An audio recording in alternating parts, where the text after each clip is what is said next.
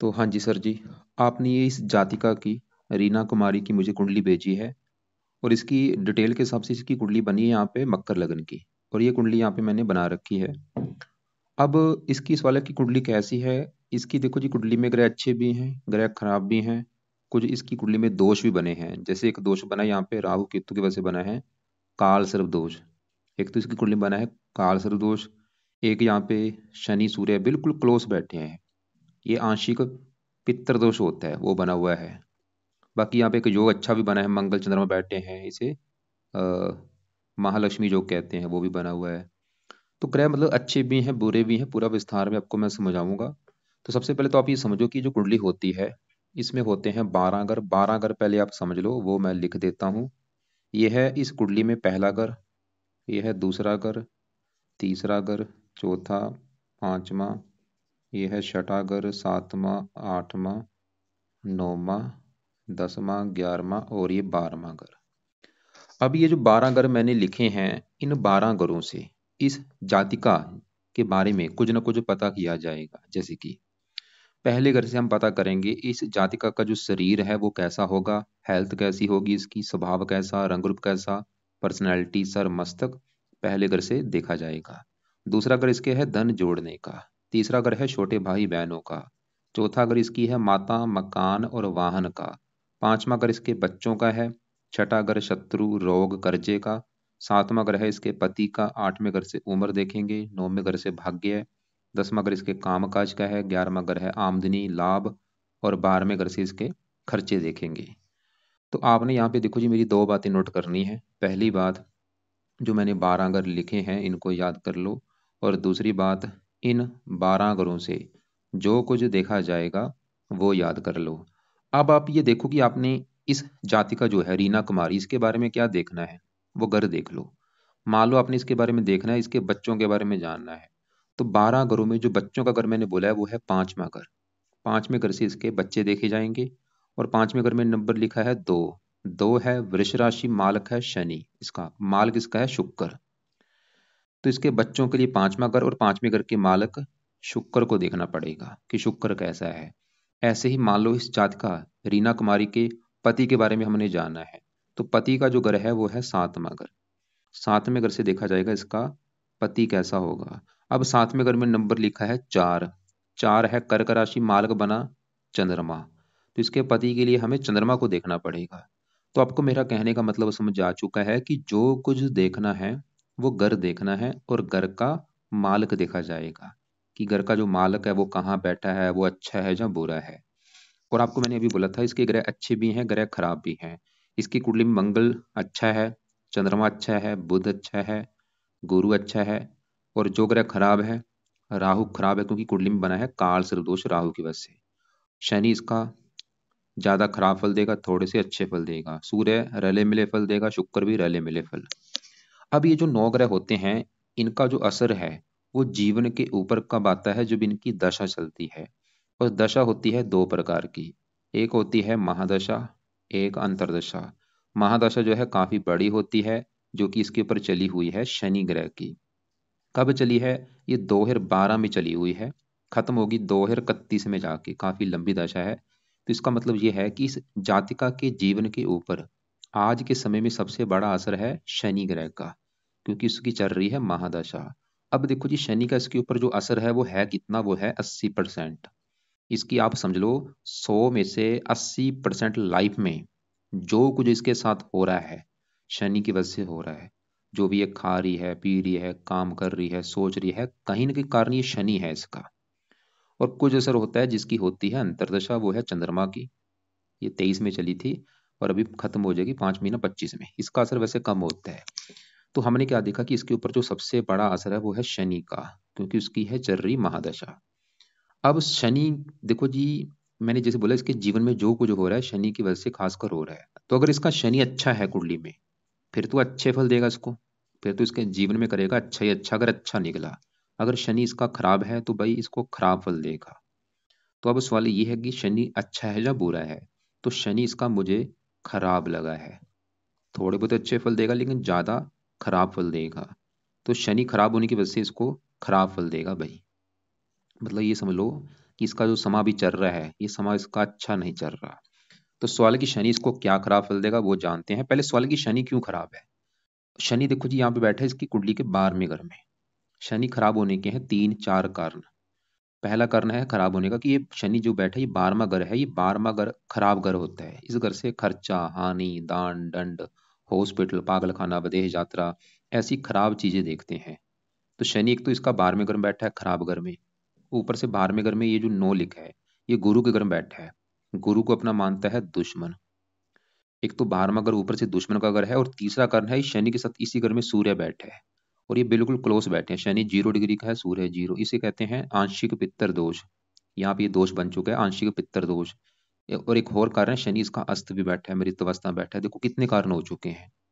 खराब घर, दुश्मन का घर, अस्त बैठा है, 0 डिग्री का बैठा है, और सूर्य के साथ बैठा है। अब उस सवाल है कि ये इसको खराब फल क्या देगा जातिका को। तो शनि इस कुंडली में 2 घरों का मालक है, उन घरों को लेके इसको खराब फल देगा। मतलब शनि की इस कुंडली में अपने 2 घर हैं। एक तो शनि का अपना घर है ये पहला घर, और ये दूसरा घर। तो पहला दूसरा इन घरों का मालक है शनि। अब पहले घर का मालक शनि क्यों बना है, सवाल ये है क्योंकि पहले घर में नंबर जो 10 लिखा है, 10 है मकर राशि, मालक है शनि। अब पहले घर से क्या देखा जाएगा, पहले घर से इस जातिका का शरीर देखा जाएगा, हेल्थ देखी जाएगी, स्वभाव, रंग रूप, पर्सनैलिटी, सर, मस्तक, ये हम पहले घर से देखेंगे। और पहले घर के मालक शनि को देखना पड़ेगा, और वो खराब है तो शनि इसके पहले घर को खराब करेगा। मतलब शनि की वजह से जो दिक्कतें आएंगी इस जातिका को, हेल्थ को लेकर दिक्कतें आएंगी भाई। ये जो शनि की मतलब महादशा चली है, इसमें शनि इसको हेल्थ को लेकर कोई ना कोई दिक्कतें पैदा करता रहेगा, कोई ना कोई बीमारी इसको लगी रहेगी। और ये लग्नेश भी है, लगन दोष भी बना हुआ है, लाइफ में स्ट्रगल कराएगा, दिक्कतें, परेशानियां, रुकावटें, आगे बढ़ने में दिक्कतें आएंगी। ये खर्च का घर है, खर्चे बढ़ाएगा, आंखों में कष्ट, पैरों में कष्ट। और शनि इस कुंडली में इस घर का भी मालक है दूसरे घर का, जो कि दूसरा घर है इस जातिका के धन जोड़ने का घर। अगर इसका हमने धन जोड़ना देखना है, दूसरा घर, और दूसरे घर में 11 लिखा है, 11 है कुंभ राशि, इसका भी मालक है शनि। तो धन जोड़ने के लिए शनि को देखना पड़ेगा। और वो चला गया 12वें घर में, खर्च के घर में, मतलब धन चला गया खर्च। शनि इसका जो धन है वो खर्च कराता रहेगा। धन की हानि होगी शनि की वजह से, धन जोड़ने में दिक्कतें आएंगी। दूसरा घर परिवार का होता है, परिवार को लेकर दिक्कतें आएंगी। वाणी का, इसकी वाणी कठोर होगी। तो भाई ये शनि की दशा में दिक्कतें आएंगी, मतलब इसको धन को लेकर दिक्कतें आना, परिवार संबंधी दिक्कतें आना, वाणी कठोर होना, हेल्थ खराब होना, लाइफ में स्ट्रगल करना पड़ेगा, दिक्कतें, परेशानियां, खर्चे बढ़ेंगे, व्यर्थ का धन खर्च होगा, समय का खर्च होगा, और भी मतलब लाइफ में आगे बढ़ने में दिक्कतें आती हैं। लेकिन शनि एक शर्त पे ज्यादा अच्छे फल दे देगा, ये 12वां घर है विदेश का घर। तो शरीर इसका चला गया विदेश के घर में, धन विदेश के घर में। शनि दिखा रहा है कि अगर ये जातिका जो है अपनी जन्मभूमि से दूर जाती है, जो आपने जन्मभूमि लिख रखी है, नल ये लिख रखा है आपने नलांडन, ये जो इसका डिस्ट है, इससे अगर ये दूर जाती है तो इसको शनि ज्यादा बुरे फल नहीं देगा, मतलब अच्छे फल देगा। अगर ये अपनी जन्मभूमि से दूर चली जाती है तो इसको फायदा भी होगा। तो इसको मैं जातिका को बोलूंगा कि अपनी घर घर से, जो आपकी जन्मभूमि है, जहाँ पे आप पैदा हुई हैं, उस पैदा हुई जन्मभूमि से आपने दूर जाना है, फिर आपको शनि ज्यादा बुरे फल नहीं देगा। लेकिन फिर भी आपके शनि के मतलब उपाय करने बहुत जरूरी है, क्योंकि इसकी दृष्टियां भी हैं। तीसरी यहाँ पे पड़ेगी, साथ में यहाँ पे ये आपको रोगी बनाएगा, शत्रु बढ़ाएगा, कर्जदार भी बना सकता है। 10 में यहाँ पे पड़ेगी।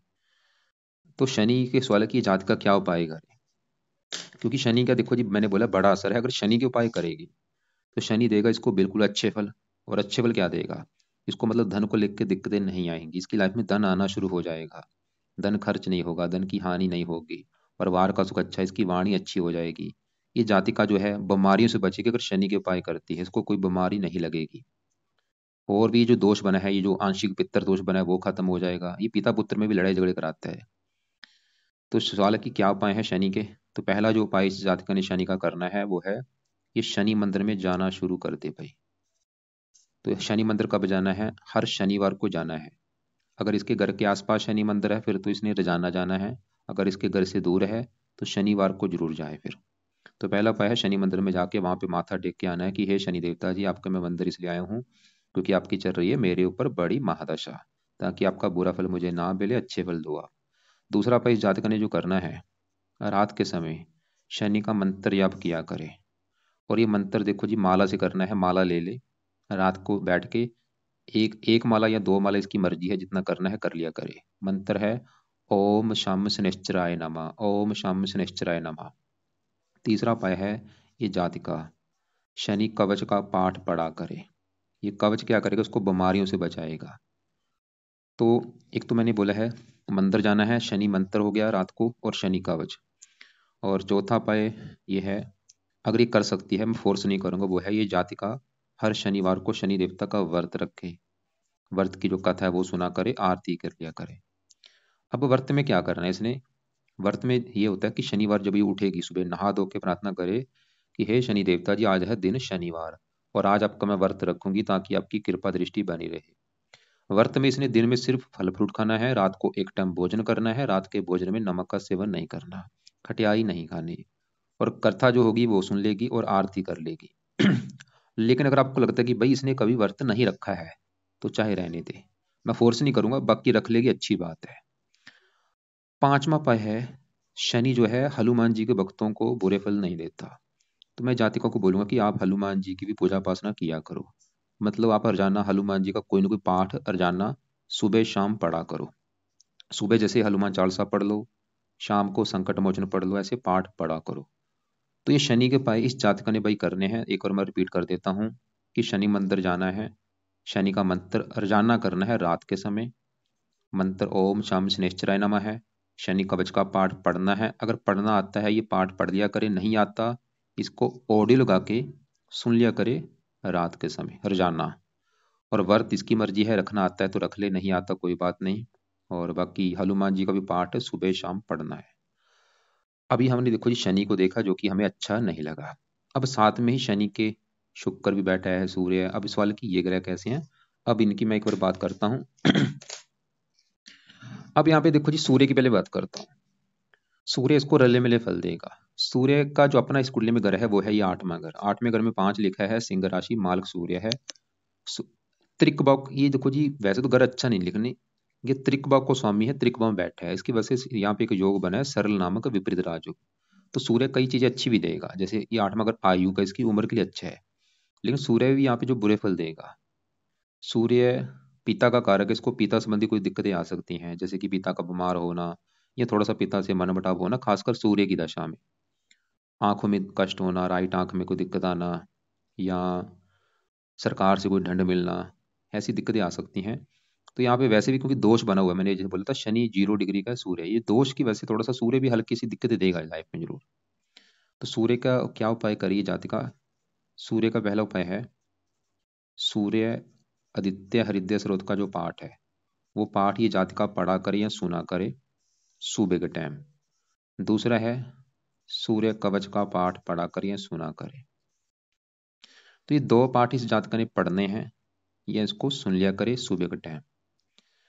इसके देखो जी कई फायदे होंगे। सबसे बड़ा फायदा क्या होगा, ये जो दोष बना है कुंडली में, क्योंकि जो दोष होते हैं बंदे को आगे बढ़ने नहीं देते। दोष कौन सा है, आंशिक पित्तर दोष, ये दोष खत्म हो जाएगा।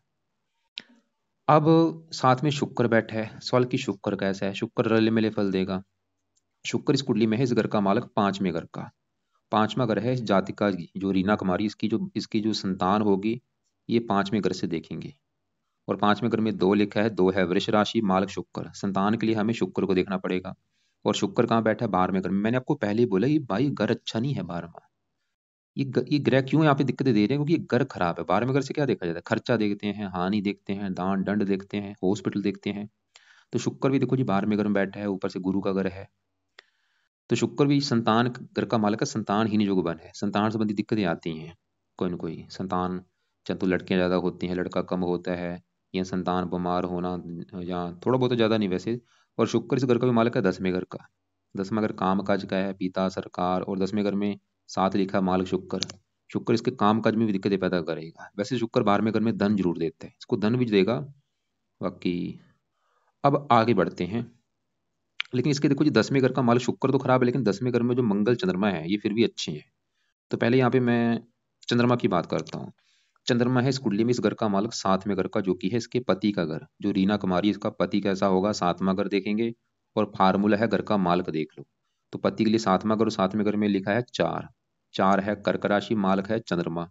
तो पति के लिए हमें चंद्रमा को देखना पड़ेगा कि चंद्रमा अच्छा है या बुरा है। तो इसका चंद्रमा मुझे फिर भी अच्छा लगा है। क्यों अच्छा लगा, एक तो वो 10वां घर है, घर भी अच्छा है, ऊपर से मंगल के साथ बैठा है, यहाँ पे एक योग बना है महालक्ष्मी योग। तो चंद्रमा 10वां घर किसका है? काम काज, पिता, सरकार, मतलब पति चला गया, काम काज। चंद्रमा ये दिखा रहा है कि इसको पति का सुख अच्छा मिलेगा, और बल्कि पति के आने के बाद इसको काम काज का सुख भी मिल जाएगा, या पति इसका काम काज करने वाला होगा। पति के मामले में चंद्रमा अच्छा है इसका, और भी चंद्रमा कई चीजें अच्छी देगा। अब साथ में जो मंगल बैठा है, मंगल है इस कुंडली में इस घर का मालिक चौथे घर का। ये जो चौथा घर है ये है इस जातिका की माता का घर, मकान का घर, वाहन, भूमि, जमीन, जायदाद। चौथा घर देखेंगे, चौथे घर में नंबर 1 लिखा है, एक है मेष राशि, मालिक मंगल देखना पड़ेगा। और मंगल 10वें घर से 7वीं दृष्टि से अपने घर को देख रहा है। एक तो मंगल चौथे घर का अच्छा कर देगा कि इसको लाइफ में अच्छा घर, अच्छी गाड़ी, मकान, वाहन, ये चीजें मिल जाएंगी मंगल की वजह से। और मंगल की चौथी दृष्टि पड़ेगी पहले घर के ऊपर, यहाँ पे है उच्च राशि। ये मंगल पहले घर का भी अच्छा कर देगा। वैसे पहले घर का मालक खराब था शनि, लेकिन फिर भी मंगल पहले घर का अच्छा करेगा कि जातिका को मेहनती, साहसी, पराक्रमी, उद्यमी, समझदार, गुणी बना देगा। और मंगल इस 11वें घर का भी मालक है, जहाँ पे 8 लिखा मालक मंगल है। 11वां घर लाभ, आमदनी। 10वें घर में बैठा मंगल इसके काम काज के लिए अच्छा है। मंगल वैसे भी इस घर में दिग्बली हो जाता है, इसको काम काज का सुख अच्छा दे देगा। तो मंगल मतलब चंद्रमा भी यहाँ पे अच्छे फल देगा, पति के रिगार्डिंग मंगल भी अच्छे फल देगा, काम काज का सुख अच्छा, मकान मान का सुख अच्छा, शरीर के लिए अच्छा है, हजारों अच्छे फल है। बाकी इसके तीसरे घर में जो गुरु बैठा है वो भी अच्छा है। क्यों अच्छा है गुरु? देखो जी, ये जो तीसरा घर है यहाँ पे जो 12 लिखा है ये है मीन राशि। इसका जो मालक है वो है गुरु, और गुरु इसी घर में बैठा है।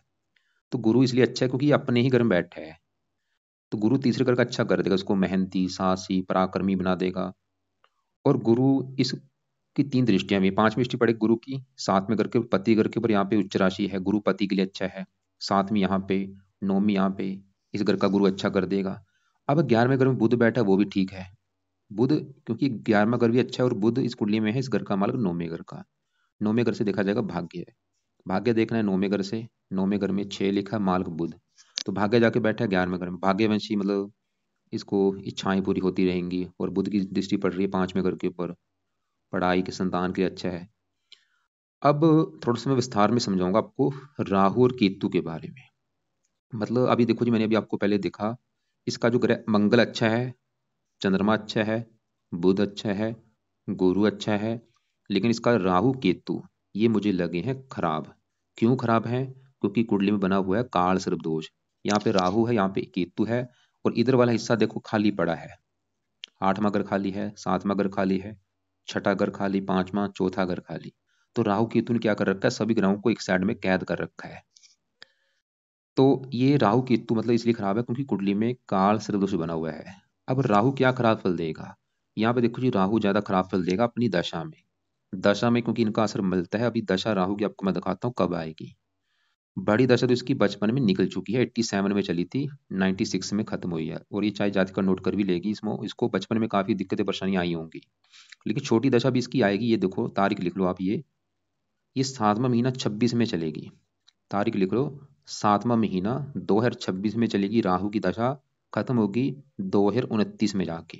तो ये जो 2-3 साल की दशा होगी राहु वाली, ये समय इस जातिका का थोड़ा सा खराब समय होगा, बुरा समय होगा भाई ये। क्योंकि ये जो काल सर्प दोष है ये ज्यादा एक्टिवेट होता है दशा में। तो उस समय दिक्कतें क्या आएंगी? उस समय क्योंकि राहु तीसरे घर में बैठा है, शत्रु राशि है, गुरु के साथ बैठा है, चंडाल दोष भी बना हुआ है। राहु की 3 दृष्टियां हैं, 5वीं पड़ेगी 7वें घर के ऊपर, पति घर के ऊपर शत्रु राशि। ये पति से भी लड़ाई झगड़े कराएगा, या पति का बीमार होना। 7वीं पड़ेगी 9वें घर के, भाग्य की हानि करेगा। 9वीं पड़ेगी 11वें घर के ऊपर, यहाँ पे नीच राशि है, इनकम को लेकर दिक्कतें, कामों में लाभ नहीं होगा, और भी हजारों दिक्कतें पैदा करेगा राहु। आज भी बुरे फल दे रहा है राहु, देखो जी, ऐसा नहीं कि आज बुरे फल नहीं दे रहा, आज भी बुरे फल है, लेकिन आज इतने हैं, थोड़े से दे रहा है। लेकिन दशा में ये चीजें बढ़ जाएंगी। मतलब इसको राहु का सही होना इसके लिए बहुत जरूरी है। तो अब सवाल कि राहु की उपाय क्या करे? देखो जी, राहु के यहाँ पे मैं जो 2 पाठ लिखने वाला हूँ वो पाठ अभी तो नहीं पढ़ने, लेकिन वो पढ़ने हैं जब इसकी राहु की मैंने बोला दशा आएगी 26 में, उस समय इन पाठ को पढ़ना है, अभी नहीं भाई। तो क्या क्या पाठ है? एक है राहु कवच का पाठ, एक है राहु स्रोत का पाठ। ये दोनों पाठ पढ़ने हैं कब? जब राहु की छोटी दशा चलेगी 7वां महीना 26 में, उस समय ये पाठ को पढ़ना शुरू कर देगी। और ये जब तक दशा चलेगी 29 तक, 2-3 साल तक ये दशा जब चलेगी तब तक ये पाठ इस जातका ने पढ़ने हैं, उस समय अभी नहीं भाई। लेकिन तीसरा जो उपाय है वो तो मैं बोलूंगा अभी शुरू कर दे, वो है राहु का दान किया करे। और ये दान तो मैं बोलूंगा कल से ही चाहे शुरू कर दे, और इसको लाइफ टाइम दान करना है। और ये दान क्या होता है, आप राहु की दान की वीडियो आपको मैं भेजूंगा, उसको देख लेना कि राहु ग्रह का दान क्या होता है। और चौथा उपाय है, ये जातका राहु के लिए शिव जी की अगर पूजा उपासना करती है तो राहु इसको कष्ट नहीं देगा। तो शिव जी की भी पूजा उपासना में बोलूंगा कि चाहे कल से ही शुरू कर दे करनी। अब शिव जी की पूजा उपासना में इसने क्या करना है वो लिख लो आप। शिव जी के एक तो रोजाना ये मंदिर जाना शुरू कर दे भाई, कोशिश कर रोजाना शिव जी के मंदिर जाने की। अगर घर के आसपास है, नहीं है तो घर पे ही शिव जी का बैठ के, घर में इसका जो पूजा स्थान है वहां पे बैठ के शिव जी का जो मंत्र है ओम नमः शिवाय वो जाप किया करे। अपने मतलब घर में पूजा स्थान में बैठ जाए, पूरी भावना से आंखें बंद करके सुबह के टाइम, सुबह जो 5-6 बजे का टाइम होगा वहां उस समय बैठ के पूरी भावना से ओम नमः शिवाय, ओम नमः शिवाय ये जाप किया करे शिव जी का। तो ये हो गए राहु के उपाय भाई। अब यहाँ पे केतु के लिए क्या करना है, केतु का दान करे, कुत्तों को रोटी डाला करे। अगर कभी टाइम लगे तो गणेश, इसके जो देवता हैं गणेश जी हैं, गणेश जी के भी मंदिर माथा टेकने की जा सकती है, खासकर बुधवार को। तो ये है इसकी देखो जी कुंडली का फलादेश। बाकी आपको उम्मीद करता हूँ समझ आ चुका होगा। मतलब इसकी कुंडली में चंद्रमा अच्छा, पति के लिए अच्छा है, गुरु मंगल अच्छा है, कई चीजें अच्छी देगा, बुध अच्छा है, गुरु अच्छा है। राहु इसका ग्रह खराब है बड़े लेवल पे, खासकर राहु की दशा जो अभी आएगी आगे जाके 26 के बाद, उसमें दिक्कतें बढ़ेंगी। और इसका शनि भी खराब है, जिसकी बड़ी दशा चली हुई है, 31 तक ही चलेगी। शनि के उपाय यहाँ पे बहुत जरूरी है जो मैंने लिख रखे हैं। शुक्र के उपाय अभी चाहे रहने दे, सूर्य के उपाय भी दो जो मैंने लिखे हैं वो करने, तो ये इसके उपाय हैं अभी। तो एक बार दोबारा रिपीट कर दो, इसके कुछ उपाय देखो जी, सुबह के टाइम है, कुछ है रात के समय। तो सुबह क्या करना है पहले वो समझ लो। जब ये मान लो सुबह उठेगी, सुबह उठ के सूर्य का पहले जो पाठ है, सूर्य आदित्य हृदय स्रोत, ये पाठ पढ़ा करे या इसको सुना करे। और सूर्य कवच के पाठ को पढ़ ले, दोनों पाठ पढ़ने हैं, अगर आते हैं पढ़ने या सुन लिया करे। इसके बाद जो शिव जी का मैंने मंत्र बोला है ओम नमः शिवाय वो जाप कर ले, वो चाहे इनसे पहले कर ले चाहे बाद में कर ले।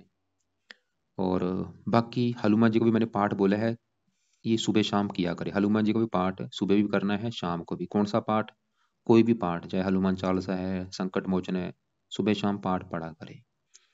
बाकी शनि के जो शनि का मंत्र बोला है ये रात को करना है रोजाना। शुरू कब करना है, शनिवार के दिन।